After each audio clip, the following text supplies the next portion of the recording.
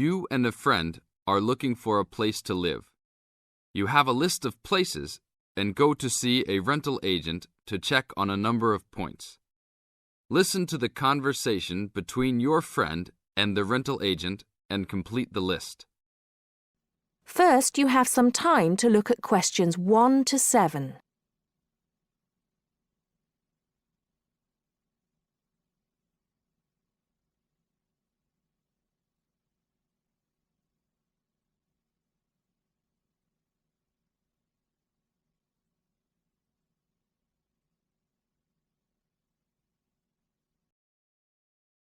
Listen carefully and answer questions 1 to 6. Hi, we've been looking over your listing of apartments for rent and we have a few questions about a couple of the apartments. Can you help us? Sure. Yep, this is our most recent listing. What would you like to know? Well, we were first wondering about the house on 3rd Street. We can see that it is furnished and rents for $135 a week, but can you tell us how many bedrooms it has? Let's see. In addition to the den, it has 3 bedrooms. What about the one on Route 9N? It looks like it's big with a library and a deck, but it doesn't say how much it costs or anything else about it. Oh yes, Mrs. Gaylor's apartment. That one is actually only a 10-month rental and it is going for $156 per week. It's quite a nice place. She only rents for 10 months each year because of horse racing season. Then her relatives all come to stay, so tenants have to move out. It's a little bit inconvenient, but past tenants have really enjoyed their stay there. Oh, well, we need it for a full year. I guess that one is out. How about the rental on Browen Drive? How many rooms does that one have? As it says on the list, it has 2 bedrooms and a private kitchen and bath. But it's actually a very small place. That's why it's a bit cheaper. Oh. Well then, what about the one that has 3 large rooms? Who is renting that property? That one is a good deal. Mr. John Smith is renting it. But he's quite eccentric and he has a strict rule about no pets. How about cats? Nope, absolutely no pets. Well then, how about this studio apartment rented by Mr. Bo Jensen? How is that one? That ad is actually a bit deceptive. The studio apartment is the whole upper floor of an older house. It's actually very large and, at $45 a week, quite affordable. And it's near campus. I think I'd like to check that one out. Do you have a telephone number that we can call? It's not on the list? Oh, it isn't. Here it is. You should ring area code 518 and then 543-7790. Thanks. I think I'll call on that one first. Your friend decides that he would like to talk to Mr. Bo Jensen. Before you hear the rest of the talk, you have some time to look at questions 8 to 10.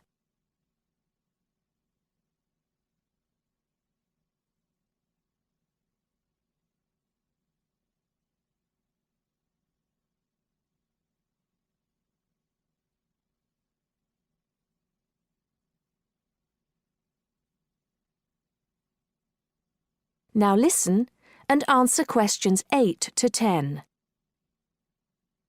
Hello? 1512, Route 9. Yes, is this Mr. Jensen? Yes, it is. Can I help you? Yeah, we're studying here at university and we came across the rental information for the studio apartment that you are renting. Is it still available? Yes, of course. I actually just placed the ad and you're the first person to call. Is there anything you'd like to know about it? Yes, actually there is. As students, we are on the internet a lot, and we heard that some homes in the area have high-speed connections. What type of connection do you have there now? Oh, that's an interesting first question. But I guess I have heard that too. But we just have a phone line here. Nothing fancy. I think you can have a cable line installed, but it's just a phone line for now. Okay, well maybe we can do that. What type of heating does the apartment have? Now there's a more traditional question. We have oil heat here. It's an older house. That tends to be a little more expensive during the winter, right? Yeah, but there's nothing to do about it. It would cost too much for me to put in a gas heater. What else would you like to know about the apartment? Well, we heard it was quite big. Is it furnished? Actually, yes. I should have put that in the ad. It has an old couch and a couple chairs, a dining table, refrigerator, stove, and even a dishwasher. Does it have any beds? Yep, it has 2. That sounds great. When is the apartment available? You can have it tomorrow night if you want. I just have to clean up a couple things before you get here. Do you want to come over and see it first? No, it sounds fine to us. I actually know the street too, so I know the area. We'll take it. That is the end of part 1. You now have half a minute to check your answers.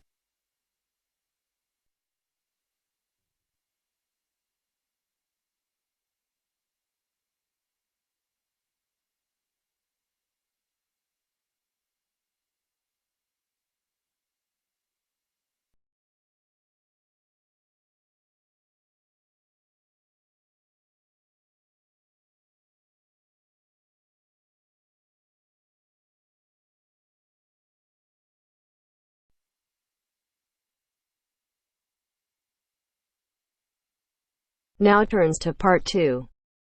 Part 2. You are going to hear the director of the Leadership Council give his welcome address at a convention. First, you have some time to look at questions 11 to 15.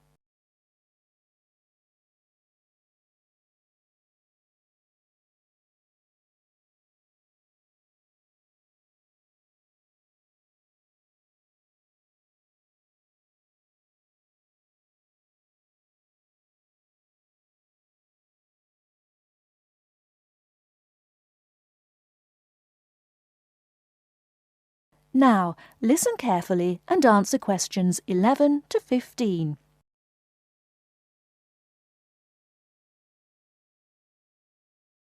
Ladies and gentlemen, can I have your attention, please?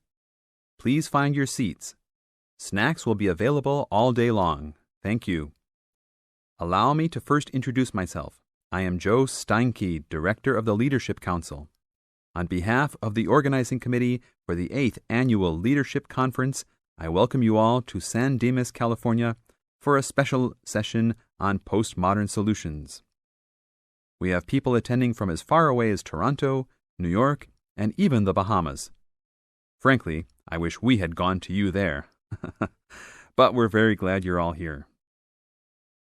Let me say further that this will be our largest conference yet. Registrations have far surpassed our expectations. For the first 3 days, we will be hosting more than 325 participants for lectures and workshops. Another 100 will be joining us for our final 2 days and culminating session on Friday evening. We also have a larger selection of seminars than ever, a total of 32. Because we know that you all will want to attend a few special sessions, we will repeat key seminars each day. So there will actually be 38 sessions. I'm sure you will all be pleased with the content and the quality of speakers.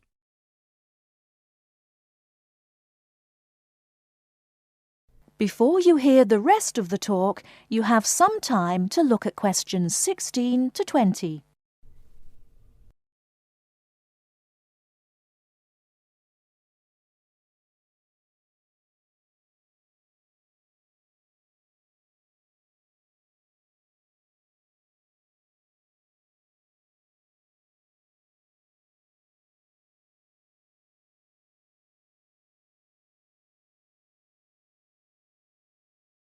Now listen and answer questions 16 to 20.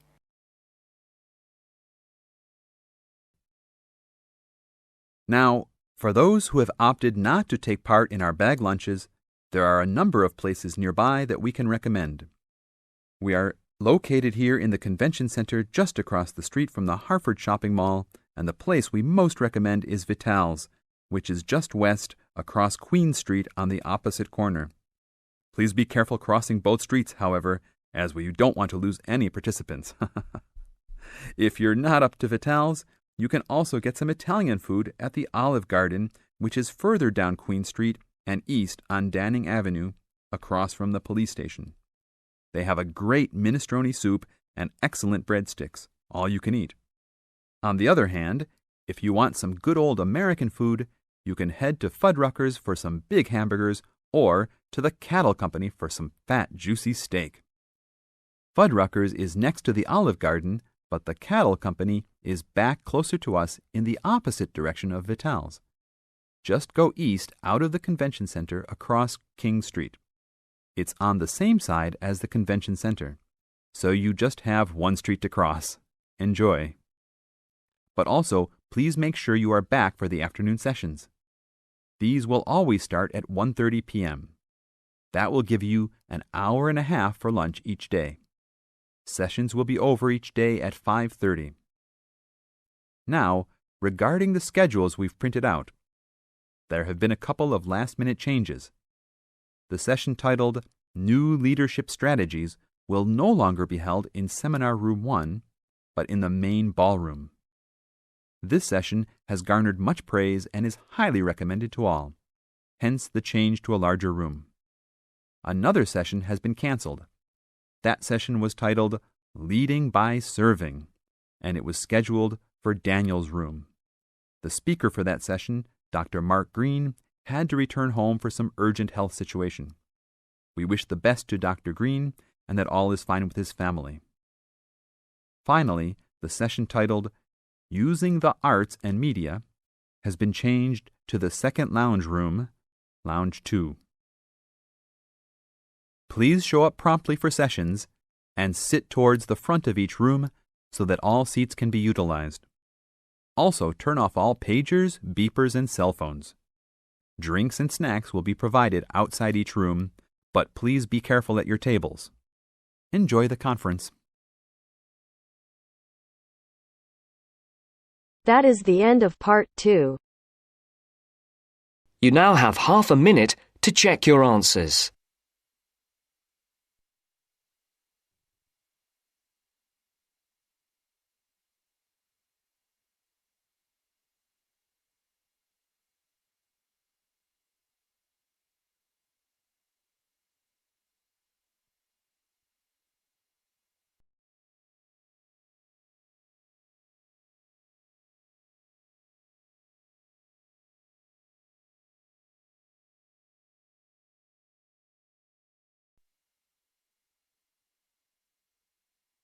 Now turns to part 3.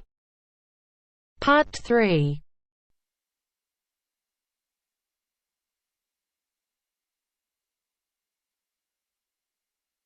Now turns to part 3. Part 3.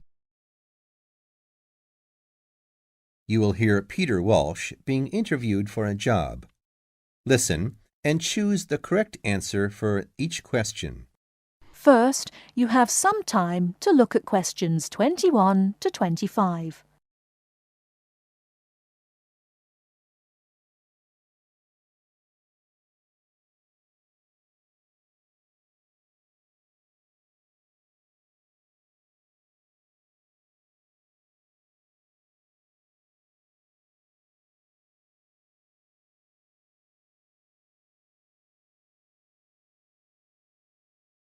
Now, listen carefully and answer questions 21 to 25.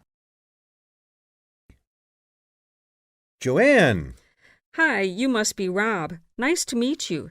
So, I hear you're planning to visit Australia. Yeah, and I really wanted to talk to you because I was thinking of spending some time in Darwin, and my sister told me you're from there. That's right. So, tell me about it. Well, where shall I start? Well, Darwin's in what they call the top end, because it's right up at the northern end of Australia, and it's quite different from the rest of Australia in terms of cultural influences. In fact, it's nearer to Jakarta in Indonesia than it is to Sydney, so you get a very strong Asian influence there. That means we get lots of tourists. People from other parts of Australia are attracted by this sort of international cosmopolitan image. And as well as that, we've got the same laid-back atmosphere you get all over Australia. Probably more so, if anything, because of the climate. But what a lot of the tourists don't realize until they get there is that the city's also got a very young population. The average age is just 29, and this makes the whole place very buzzy. Some people think that there might not be that much going on as far as art, music, dancing, and so on are concerned, because it's so remote. I mean, we don't really get things like theater and opera in the same way as cities down in the south, like Sydney, for example, because of the transport expenses. But in fact, what happens is that we just do it ourselves. Lots of people play music, classical as well as pop, and there are things like artist groups and writers groups and dance classes. Everyone does something. We don't just sit and watch other people. You said it's very international. Yeah, they say there are over 70 different nationalities in Darwin. For instance, there's been a Chinese population there for over 100 years. We've even got a Chinese temple. It was built way back in 1887, but when a very bad storm, a cyclone in fact, hit Darwin in the 1970s, it was almost completely destroyed. The only parts of the temple that survived were part of the altars and the stone lions, but after the storm, they reconstructed it using modern materials. It's still used as a religious center today, but it's open to tourists too, and it's definitely worth going to see it. Oh, and as far as getting around goes, you'll see the places that advertise bicycles for hire, but I wouldn't recommend it. A lot of the year, it's just so hot and humid. Some tourists think it'll be fine because there's not much in the way of hills and the traffic's quite light compared with some places, but believe me, you're better off with public transport. It's fine and not expensive. Or you can hire a car, but it's not really worth it. What's the swimming like? Well, there are some good beaches, but the trouble is that there's this nasty creature called the box jellyfish, and if it stings you, you're in bad trouble. So you have to be very careful most of the year, especially in the winter months. You can wear a lycra suit to cover your arms and legs, but I wouldn't like to risk it even so, personally. And there are the saltwater crocodiles, too. I mean, I don't want to put you off. There are protected swimming areas netted off where you'll be safe from jellyfish and crocs, or there are the public swimming pools. They're fine, of course. Before you hear the rest of the talk, you have some time to look at questions 26 to 30.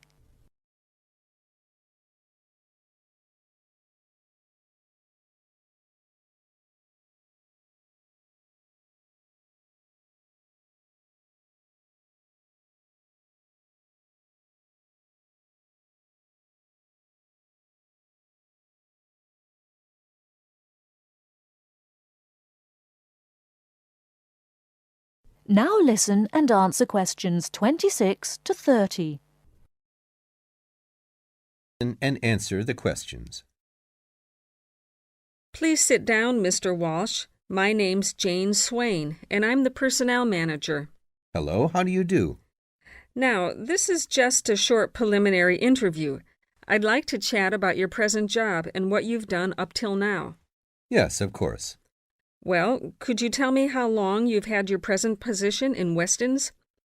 It is Weston's, isn't it? Yes, that's right. I am not sure. Let's see. I left university in 2005. Is that right? Yes, 2005. Then I was unemployed for about 3 months. And then I traveled round America for a few months.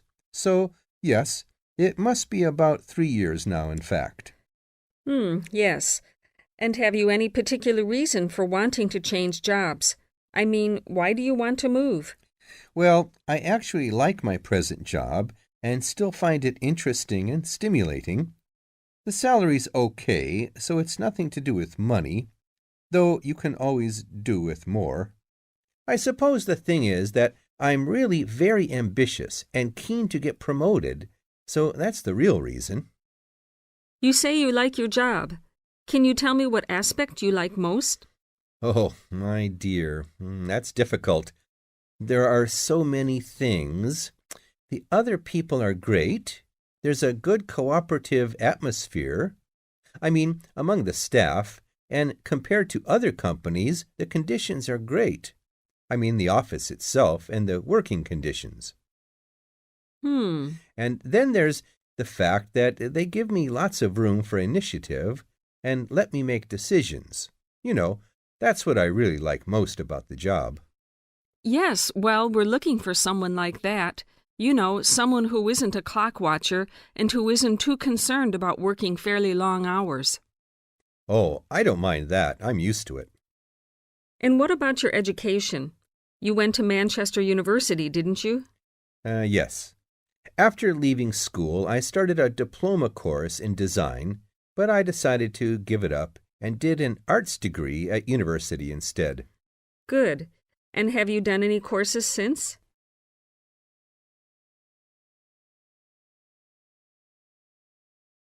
That is the end of part 3. You now have half a minute to check your answers.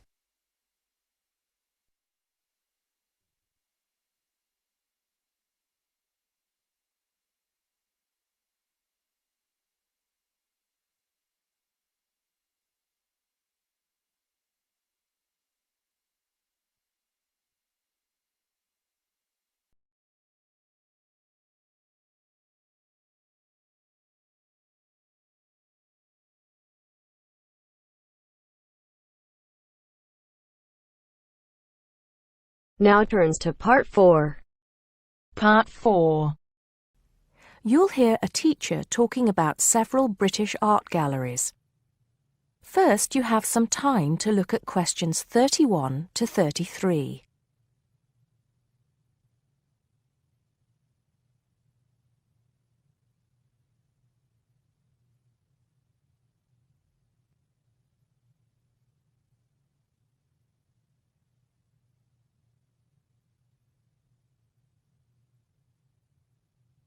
Now listen carefully and answer questions 31 to 33. Good afternoon. Welcome to the first class of V100 Art and History.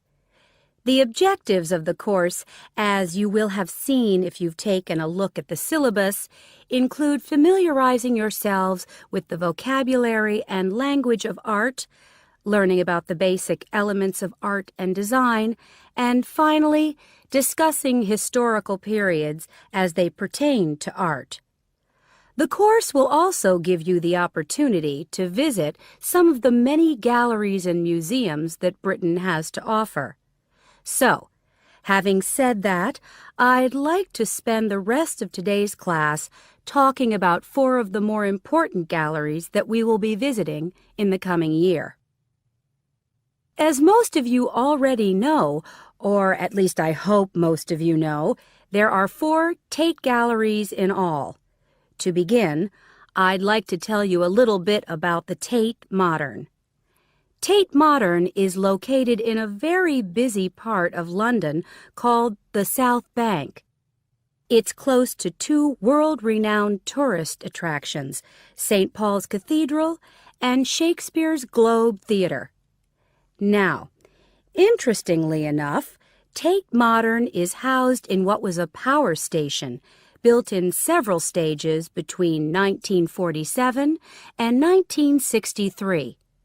It was closed down in 1981 and reopened as a gallery in the year 2000. Tate Modern consists of 5 levels, with the Tate collection being shown on the 3rd and 5th levels. On level 2, the works of contemporary artists are exhibited, while level 4 is used for holding large temporary exhibitions. Since this museum opened, it has become a popular spot for both Londoners and tourists alike. And believe it or not, it doesn't cost anything to get in to see the collection displays. Before you hear the rest of the talk, you have some time to look at questions 34 to 40.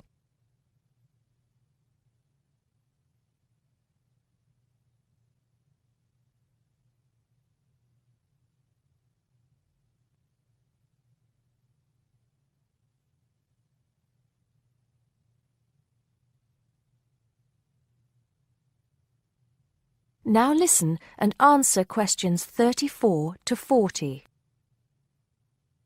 Now, the second gallery I'd like to talk about is Tate St. Ives, which is in Cornwall. It was built on the site of a gasworks, and it overlooks Porthmeor Beach. Tate St. Ives is housed in a 3-story building that was designed by the architects Evans and Shalliff. It was established in 1993, 7 years before Tate Modern was opened, and the gallery exhibits the works of modern British artists, including members of the St. Ives School, a group of artists living and working in the area from the 30s onwards. In later lectures, we'll be looking at the work of some of the artists who belong to that group and the ways in which they influenced each other. Okay, am I going too fast for any of you? No? Good. Next, I want to talk about Tate Britain, which is a gorgeous gallery situated right in the heart of Westminster.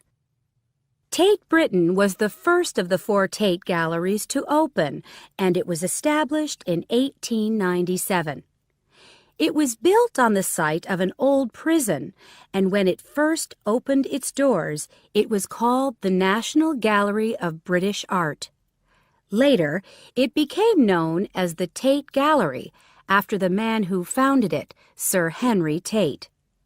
During its lifetime, Tate Britain has been damaged twice, once by floodwaters from the River Thames, and once by bombings during World War II.